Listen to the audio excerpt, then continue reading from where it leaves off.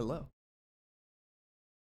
Thank you for joining me today on Story Time with Fizz. So, today I'm going to tell you all about our protagonist here, Chetel. And Chetel, um, he lives on his little plot of land here. He's got a nice house. Everything in this picture is directly to scale, by the way. So, basically, our story revolves around young Chetel here. And as you might be aware, Chetel's grass is quite tall. Well, Chetel's no fool. He knows that he ought to cut his grass. However, because of a core philosophy that Chetel holds very dear to his heart, he won't cut his grass. What is that philosophy, you may ask? Well, Chetel knows that where he's from, you're always at risk of a wild, ravenous horde of goats attacking your plot of land, right? So Chetel just never cuts his grass because if you think about it, if he has excess grass, when the goats come to his yard and, they're ravenous, right? So they're very hungry goats. They will eat all of this excess grass, leaving Chetel's yard intact and clean. However, if Chetel were to cut his grass, right, all of this is gone. What happens when the goats come? They're still ravenous. They're still very, very hungry, right? Well, they're going to eat what grass remains. And if they eat what grass remains, well, this is not supposed to be black, but basically Chetel just doesn't have a yard anymore, right? It's all dirt, very black dirt. But Chetel loses his yard. So Chetel's solution to his problem is just to never cut his grass, because one day goats might come and eat it.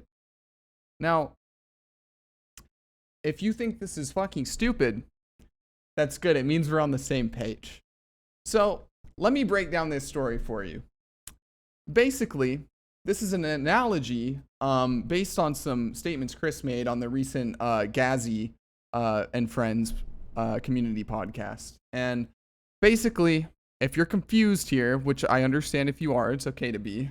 Makeup Zizarin here is GGG. The grass is the current skills in the game. And the goats represent new gyms, items, interactions, all sorts of stuff that are just added to the game ad nauseum, every update. Basically, what I was saying with this analogy is the statement that Chris made was effectively, we think there's no crazy interactions now based on a skill, but what about the future? Effectively along the lines of, we can't buff a skill now because we may add something in the future that enables that skill or makes it really strong. And if we add something or enable a skill and make it really strong when we've previously buffed it, it'll be game breaking. And then we'll have to absolutely destroy the skill and people will get mad because their favorite skill got nerfed. And we don't like doing that, so we just typically don't overbuff skills, etc. Now, that was a bizarre statement to me because PoE definitely has a lot of like wacky interactions and stuff, but I think I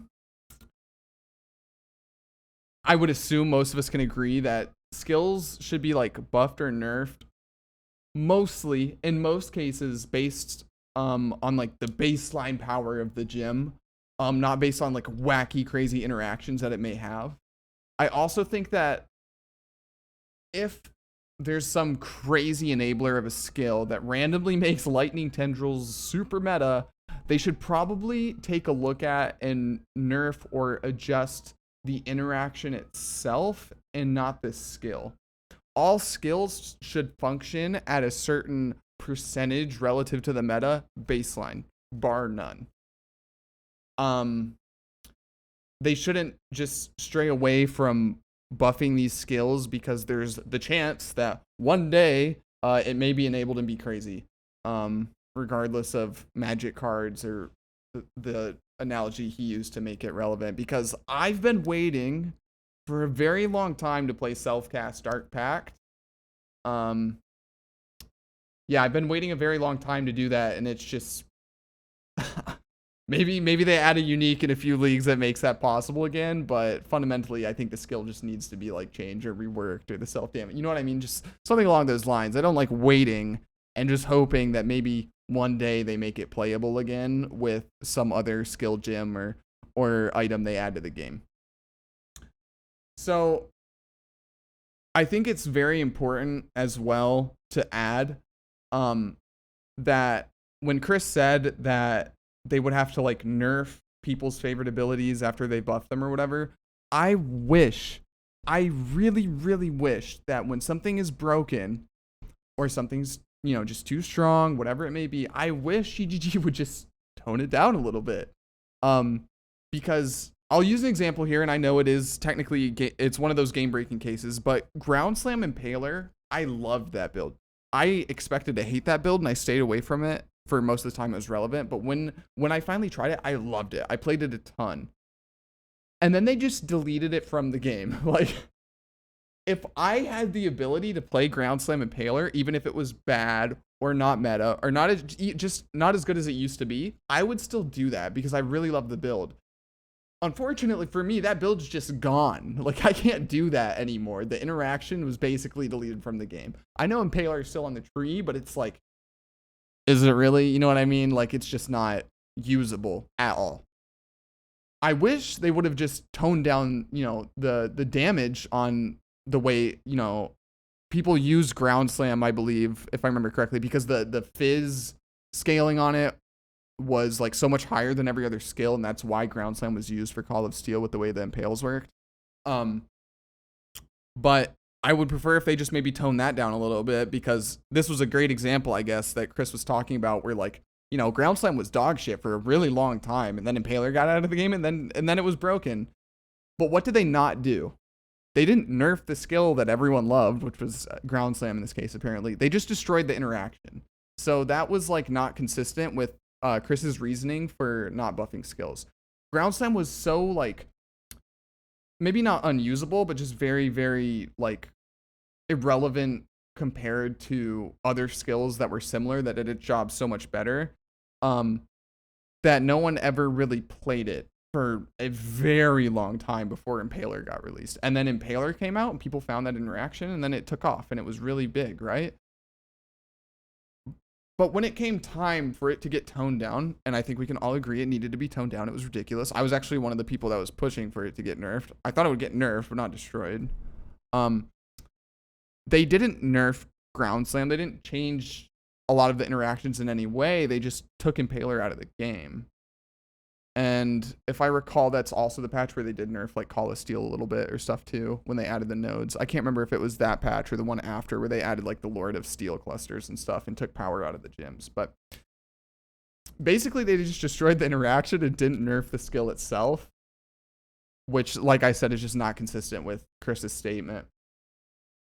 That was the biggest point I wanted to get across in this video. I'm going to transition a little bit now into like a few other things that I just kind of like shoehorning into this video that were somewhat relevant to the gym skill balancing topic, but I couldn't find a way to make them mesh with the current like narrative that I started the video with. And one of the biggest things here is Chris's statement: we prefer to tone something down totally in one go versus gradually bringing it down over time.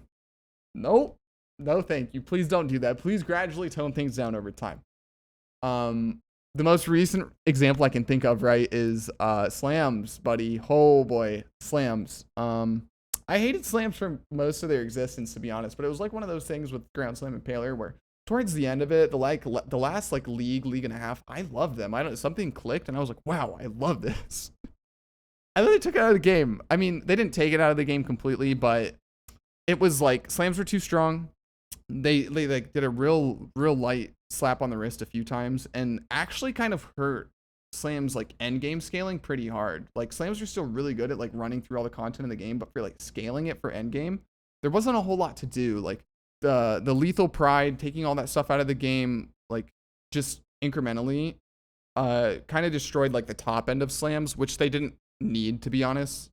But it felt bad. Like if you're scaling around a build in PoE, you want to min max it, right? And there was like they took away a lot of that top end stuff from slams, which wasn't the problem slams had initially. It was that they were really strong on literally no budget. But I'm ranting a little bit. Basically, they would slap it on the wrist once or twice, and then they just boom. This patch hits 80% of the damage gone. That makes literally no sense to me. I really wish they would just change that philosophy like 180, like completely reverse that, gradually tone it down. GGG, I think at this point is infamous for just like completely just nuking things from orbit and just like, nope, you can't play this anymore. That feels really bad. Even I think a lot of people who are of sound mind will agree, like even if they didn't enjoy slams probably got nerfed way too hard. Like, especially when they're introducing like alternatives this league, like why would you ever play like a slam skill when you could just play like shield crush and it's way stronger? Not only did they nerf the damage, like basically the way this patch went is they nerfed slams and then they nerfed all the damage across the board. And then they also nerfed the defensives that the slam and melee builds use, which in solo self-found hardcore has made it really difficult to like push end game with a lot of these builds, because now it's like, especially the melee builds, it's like it's really hard to get to that point where you feel like you have enough damage and survivability in solo self-found hardcore. It's you're pushed really thin this league. Yeah, I don't know how to end that point. It feels really bad. Please don't do this. Please just, I don't care if DD is meta for 2 years, because DD was meta for a very long time. Slams were meta for a very long time. But what did they not do? They just didn't acknowledge it for the large majority of its time in the meta, and then all at once destroyed it. So it's not really going to make a difference in the long run whether a skill is meta for a year and each league it gets gradually brought down a little bit until it's more in line and new skills have emerged in the meta, versus like just leaving it alone for a year and then just destroying that play style for a lot of people. Because a lot of people feel like they can't play slams now, and like honestly it's pretty hard to play slams now. It's saying as someone who this league, I league started with Earth Shatter Berserker into Rage Vortex, and I played that. I mean, I hit rank 1 Zerker with that, and I was rank 1 with that until I died at like 94 or whatever. But like it was doable, it was viable, but I don't know about like pushing that through all the content in the game, right? When I died, I hadn't tried bossing with Earth Shatter, things like that, so I don't actually know how it feels in the end game. And I don't know, man, it feels bad. It feels bad. That's basically my point. Which I guess it leads me in kind of like the last point I have here, which Chris said, like, basically, guys, it's okay to have bad skills, because they were asking about buffing and nerfing skills and stuff. And he's like, you guys got to understand, it's okay to have bad skills. I don't think anyone's denying that, like, it's okay to have skills that just aren't as good as other skills. This will tie in a little bit to my past video. If you haven't watched it, go watch it. It's probably bad, but it's really relevant to this last point, which is why I won't go on about this too much, because I've already kind of covered this. What determines a good or bad skill based on feeling, because that's what it is, it's a feeling, is how good it is relevant to everything else. And basically, a lot of things in the game this league feel bad relative to the meta. So no one's denying that it's okay to have bad skills. I think we all agree, like, lightning tendrils is going to be dog shit forever. There's like a 99.99% chance that that's a true statement.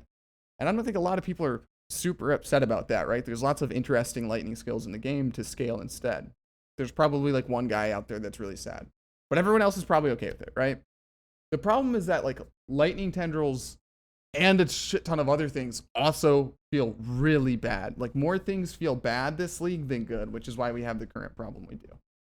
Anyway, I know the last half of this video is just like me ranting about a bunch of like random skill gym balance stuff that Chris said. But I hope you guys enjoyed it. Yeah, I tried to take in some of the feedback from the last video and kind of apply it to this one, try to make my points a little bit more concise. I struggled a lot with like actually, like I said, forming this whole idea of this video into like one coherent thing. So let me know if it worked or if it didn't. If you guys don't like this or like the little satirical play I kind of had on this video, let me know. I won't do it again. If you did like it, let me know. These MS Paint things take me way more time than you would think it should take your average person to draw some triangle goats in MS Paint, but this took me a while. So if you appreciate it, please thumbs up, share it with your friends or whatever. It's my second video. I'm still like greatly struggling with thinking this content is absolute trash. So if you like it, let me know, because I have major YouTube self-esteem issues, okay? Please let me know. Other than that, I'm live on Twitch every day, so after this video's up, I should be live over there.